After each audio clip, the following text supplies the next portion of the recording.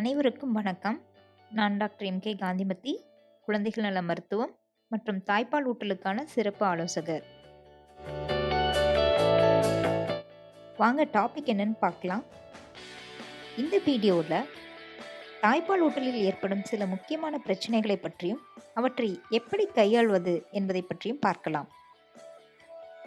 முதல்ல அறுவை சிகிச்சை செய்து குழந்தை பிறந்துச்சு அப்படின்னா முதல் 2 நாட்களுக்கு தாய்ப்பால் ஊட்டலில் நிறைய சிரமங்கள் இருக்குது. அதில் போதுமான அளவு பால் இல்லை அப்படிங்கிறது முக்கியமான ஒன்று. அடுத்ததாக தாய்ப்பால் கட்டுதல். இது தாய்க்கு மிகுந்த வலி உண்டாக்குவதோடு இது ஒரு உணர்ச்சிபூர்வமான, குழந்தைக்கும் பால் கொடுக்க முடியாத ஒரு சூழ்நிலை. கூட இருந்து கவனிச்சுக்கிறவங்களுக்கும் இது ஒரு சிரமமாக இருக்கும். இப்போ இந்த 2 பிரச்சனைகளையும் எப்படி கையாள்வது அப்படிங்கிறத பற்றி பார்க்கலாம். முதலாவது பிரச்சனையான போதுமான அளவு தாய்ப்பால் இல்லை அப்படிங்கிறதுக்கு ஒரே ஒரு சின்ன விஷயந்தாங்க. குழந்தை பிறந்த 1 மணி நேரத்துக்குள்ளே ஃபீட் பண்ணிடுங்க. கர்ப்பிணி தாய்மார்கள் முக்கியமாக கவனிச்சுக்கணும். குழந்தை பிறந்துச்சுன்னா 1 மணி நேரத்துக்குள்ளே ஃபீட் பண்ணிடணும். அப்போ தாய்ப்பால் இல்லை அப்படிங்கிற விஷயமே கிடையாதுங்க. கண்டிப்பாக தேவையான அளவு தாய்ப்பால் கிடைக்கும். அந்த கொலஸ்ட்ரம் அப்படிங்கிற ஊட்டச்சத்து மிகுந்த, எதிர்பொருள் மிகுந்த, தட் இஸ் இம்யூனோகுளோபுலின் நிறைந்த கொலஸ்ட்ரம் மில்க் பேபிக்கு கட்டாயம் கிடைக்கும்.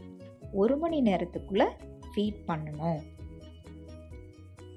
அடுத்ததாக தாய்ப்பால் கட்டுதல். தாய்ப்பால் கட்டுறதுனால தாய்க்கு மிகுந்த வலி ஏற்படுவதோடு குழந்தைக்கும் சரியாக பால் கொடுக்க முடியாது. சரி, இதை எப்படி சரி பண்ணுறது அப்படின்னா, சரியான முறையில் பால் கொடுக்கணும். சரியான முறைங்கிறது என்ன? குழந்தையின் வாய் அகலமாக திறந்திருக்க வேண்டும். கீழுதடு வெளிப்புறமாக திரும்பியிருக்க வேண்டும். மற்றும் தாயின் காம்பின் கீழுள்ள கருவளையம் வாயினுள் அதிகமாக இருக்க வேண்டும். இதற்கு லாச்சிங் என்று பெயர்.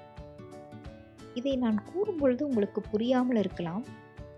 ஹெல்த் ஸ்போக்கன் டியூட்டோரியல் ஐஐடி பாம்பேயில் தெளிவாக விளக்கி கூறியுள்ளார்கள். இந்த சேனலில் கட்டாயம் லாச்சிங் என்ற தலைப்பில் பார்த்து கர்ப்பிணி தாய்மார்கள் பயன்பெறலாம். இதை ஃபாலோ பண்ணும்போது பால் கட்டுதல் அப்படிங்கிற பிரச்சனை கண்டிப்பாக வராது. முதல் உணவு அருமருந்து. வீடியோவை பார்த்த அனைவருக்கும் நன்றி. அடுத்த வீடியோவில் எதற்காக நாம் 1 மணி நேரத்திற்குள் பால் கொடுக்க வேண்டும் என்பதை பற்றி பார்க்கலாம். நாங்கள் எங்கள் ஊர் சிங்கம்னால எனக்கு குழந்தை பிறந்த இப்பெல்லாம் எங்களுக்குலாம் சொன்னது இல்லைங்க madam.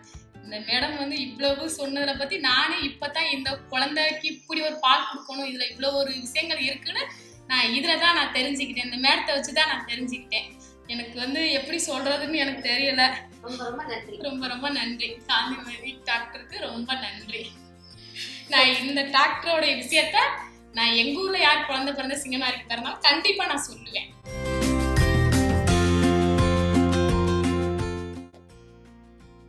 The first feed must be within 1 hour of birth, either normal or cesarean delivery. Thank you for watching this video.